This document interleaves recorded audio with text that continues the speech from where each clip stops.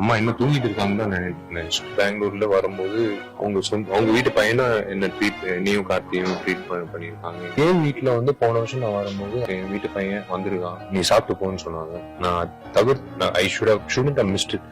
அவங்களோட voice, innocence, அந்த பாக்கியம் யாருக்கு கிடைக்கும்? அவங்க கூட உட்காந்து அவங்க வீட்லயே உட்காந்து அவங்களோட பேசுறது வந்து அந்த பாக்கியம் எல்லாம் எங்களுக்கு நிறைய இப்போ இருக்கிற நடிகர்கள் கிடைக்கும்.